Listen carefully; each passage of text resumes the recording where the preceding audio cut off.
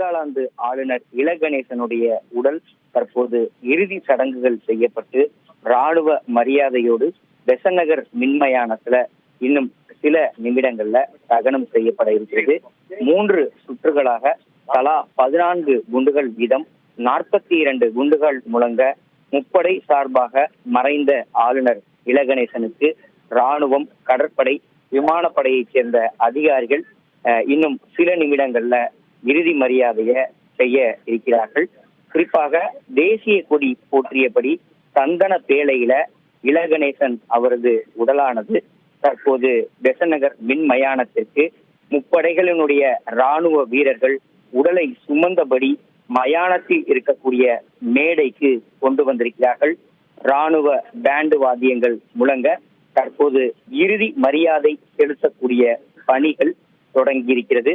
முப்படைகளை சேர்ந்த ராணுவ உயர் அதிகாரிகள் தற்போது மலர் வளையத்தை இங்கே இலகணேசனுடைய உடலுக்கு வைக்கக்கூடிய காட்சிகளை நாம் பார்த்து வருகிறோம்.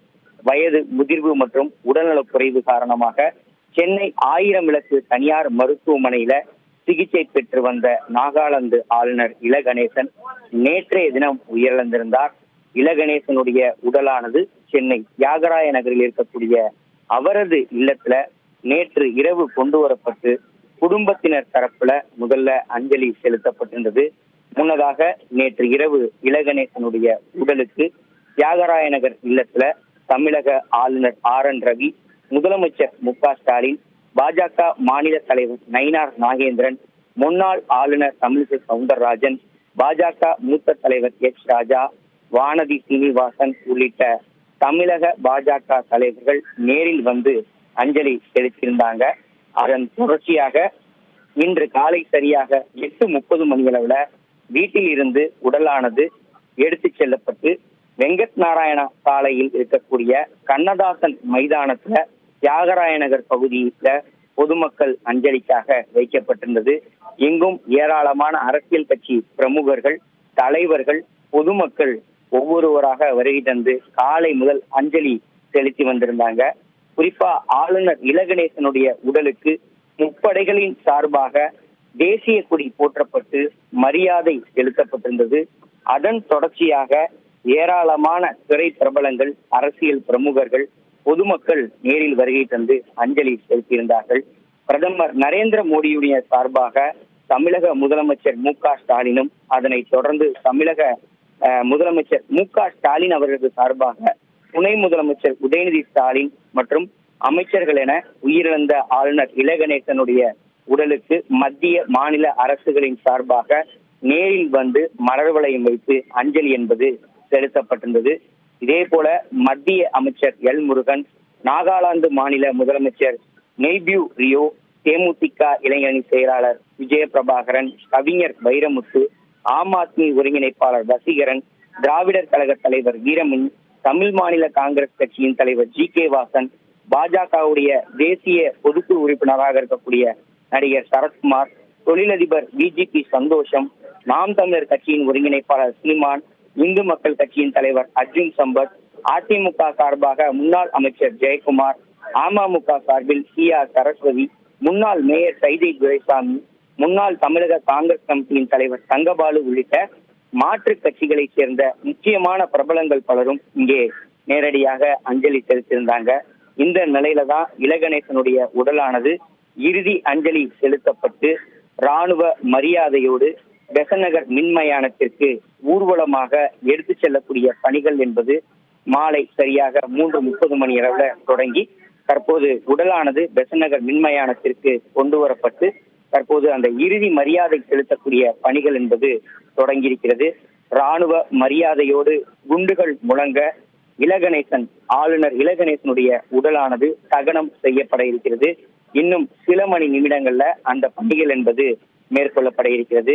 இலகணேசனை பொறுத்தமட்டில் தஞ்சை மாவட்டத்தை சேர்ந்தவராக பார்க்கப்படுகிறார். கடந்த 1945ஆம் ஆண்டு பிறந்த இவர் அரசு பணியை துறந்து கடந்த 1970ஆம் ஆண்டுல RSS பேரியக்கத்துல இணைந்து பணியாற்ற தொடங்கியிருந்தார். பிரதமர் நரேந்திர மோடியும் இலகணேசனும் ஒரே காலகட்டத்துல RSS இணைந்து தங்களுடைய பணியை தொடங்கியிருந்தார்கள். பிரதமருடன் இலகணேசன் அவர்கள் இணைந்து பல்வேறு அரசியல் பணிகளை மேற்கொண்டிருந்தார். அனைவரிடத்திலும் இனிமையாக பழகக்கூடிய ஒருவராக அவர் பார்க்கப்பட்டார். குறிப்பாக மாற்று கட்சியினரிடத்திலும் மாற்று கட்சியை சேர்ந்த முக்கிய நிர்வாகிகள் தலைவரிடத்திலும் நேரடியாக நட்பின் அடிப்படையில பழகக்கூடிய ஒரு நபராக இருந்து வந்தார். மறைந்த முன்னாள் முதலமைச்சர் கலைஞர் கருணாநிதி, கம்யூனிஸ்ட் கட்சியின் மூத்த தலைவர் நல்லக்கண்ணு, சங்கரையா ஆகியோர் மீது மிகுந்த மரியாதையை இலகணேசன் கொண்டிருந்தார். சொற்பொழிவாளர், பட்டிமன்ற பேச்சாளர், தமிழ் மொழியின் மீது மிகவும் அன்பு காட்டுபவர் என பல்வேறு பரிணாமங்கள்ல இலகணேசன் அவர்கள் பார்க்கப்பட்டிருந்தார். கடந்த 2009ஆம் ஆண்டு நாடாளுமன்ற தேர்தலில் பாஜக சார்பில் போட்டியிட்டு இலகணேசன் தோல்வியை தழுவியிருந்தாலும் அவரது கடுமையான கட்சி பணிகள் காரணமாக மத்திய பிரதேசத்தில் இருந்து மாநிலங்களவை உறுப்பினராகவும் தேர்ந்தெடுக்கப்பட்டிருந்தார். தொடர்ந்து 2021ஆம் ஆண்டு மணிப்பூரின் கவர்னராக நியமிக்கப்பட்டவர். பின்னாளில் 2023 நாகாலாந்து கவர்னராக பொறுப்பேற்றிருந்தார். சில காலம் மேற்கு வங்க கவர்னர் பொறுப்பையும் கூடுதலாக கவனித்திருந்தார். இன்று இறுதி அஞ்சலி செலுத்துவதற்காக நாகாலாந்து மாநிலத்தினுடைய முதலமைச்சர் நேரடியாக இங்கே வருகை தந்த போது கூட இலகணேசனுடைய மறைவு தனிப்பட்ட முறையில தனக்கு பேரிழப்பு எனவும், கட்சிக்கு அப்பாற்பட்டு மாநிலத்துடைய வளர்ச்சிக்காக இலகணேசன் எங்களோடு குரல் கொடுத்ததாகவும், ஆளுநர் என்ற ஒரு ரீதியில பதவியில தொடர்ந்து திறம்பட செயலாற்றி வந்ததாகவும் அவருக்கு புகழாரம் சூட்டியிருந்தார். பல மாநிலங்கள்ல முதலமைச்சருக்கும் ஆளுநருக்கும் இடையேயான மோதல் போக்கு நிலவக்கூடிய நிலையில இலகணேசன் அவருக்கு புகழஞ்சி தெரிவிக்கும் விதமாக நாகாலாந்தினுடைய முதல்வர் இங்கே பேசியிருந்ததை நாம் கவனிக்கத்தக்கதாக பார்க்க வேண்டும். இலகணேசனுடைய மறைவையொட்டி பிரதமர் மோடியும் தன்னுடைய எக்ஸ் வலைதளத்துல நாகாலாந்து ஆளுநர் இலகணேசனுடைய மறைவு என்பது தமக்கு மிகுந்த வேதனையை அளிப்பதாகவும், நாடு முழுவதும் பாஜகவுடைய வளர்ச்சிக்கு கடுமையாக பணியாற்றிய ஒருவராக இலகணேசன் இருப்பதாகவும், சிறந்த தேசியவாதி எனவும் அவர் குறிப்பிட்டிருக்கிறார். அவரது இழப்பு என்பது பேரிழப்பு என்பதை அவர் குறிப்பிட்டிருக்கிறார். இந்த நிலையில தான் பெசநகர் மின்மயானத்துல இலகணேசன் அவருடைய உடலானது கொண்டு வரப்பட்டு இன்னும் சில நிமிடங்கள்ல முப்படையினருடைய மரியாதையோடு உடலானது இன்னும் சில நிமிடங்கள்ல தகனம் என்பது செய்யப்பட இருக்கிறது. முன்னதாக 3 சுட்டுகளாக தலா 14 குண்டுகள் வீதம் 42 குண்டுகள் முழங்க முப்படைகளின் சார்பாக இறுதி மரியாதை என்பது செய்யப்பட இருக்கிறது. தேசிய கொடி போற்றியபடி சந்தன பேழையில இலகணேசனுடைய உடல் என்பது வைக்கப்பட்டிருக்கக்கூடிய ஒரு சூழல்ல முப்படைகளுடைய ராணுவ வீரர்கள் உடலை சுமந்தவாறு மயானத்தின் உள்ளே மேடைக்கு இலகணேசனுடைய உடலை கொண்டு வந்திருந்தாங்க. ராணுவ பேண்டு வாத்தியங்கள் முழங்க இறுதி மரியாதை செலுத்தக்கூடிய பணிகள் என்பது தொடங்கி இருக்கிறது. மறைந்த நாகாலாந்து ஆளுநர் இலகணேசனுடைய உடல் இறுதி சடங்குகள் செய்யப்பட்டு ராணுவ மரியாதையோடு பெசநகர் மின்மயானத்துல இன்னும் சில நிமிடங்கள்ல உடலானது தகனம் செய்யப்பட இருக்கிறது. தற்போது முப்படைகளை சேர்ந்த ராணுவ உயர் அதிகாரிகள் தற்போது மறைந்த இலகணேசன் அவருடைய உடலுக்கு சந்தனப்பேழையில் வைக்கப்பட்டிருந்த அவரது உடலுக்கு தற்போது மரியாதை செலுத்தக்கூடிய வகையில மலர் வளையம் வைக்கக்கூடிய காட்சிகளை நாம் பார்த்து வருகிறோம். ஏராளமான பாஜகவினர் இங்கே திரண்டிருக்கிறார்கள். ஏராளமான பொதுமக்கள் இங்கே திரண்டிருக்கிறார்கள். இலகணேசனை வழி அனுப்பி வைப்பதற்காக இங்கே ஒவ்வொருவரும் திரண்டிருக்கக்கூடிய காட்சிகளை நாம் பார்த்து வருகிறோம். தற்போது முப்படைகளின் சார்பாக இறுதி அஞ்சலி செலுத்தக்கூடிய பணிகள் என்பது தொடங்கி இருக்கிறது.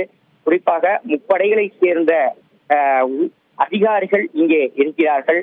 குறிப்பாக முப்படைகளை சேர்ந்த வீரர்கள் 14 குண்டுகள் வீதம் 42 குண்டுகளை 3 சுற்றுகளாக தற்போது குண்டுகள் முழங்க இருக்கிறார்கள். அதற்கான பணியும் ஆயத்தமும் இங்கே மேற்கொள்ளப்பட்டிருப்பதை பார்க்க முடிகிறது. வழிநெடுகிலும் இலகணேசனுடைய மறைவையொட்டி பாஜகவினர் தொடர்ந்து தங்களுடைய இரங்கலை பதிவு செய்த வண்ணம் இருந்திருந்தார்கள். இந்த நிலையில தான் இன்னும் சில மணி நிமிடங்கள்ல முப்படைகளுடைய அஞ்சலிக்கு பிறகாக, மரியாதைக்கு பிறகாக உடலானது இலகணேசனுடைய உடலானது தகனம் செய்யப்பட இருப்பது குறிப்பிடத்தக்கதாக பார்க்கப்படுகிறது.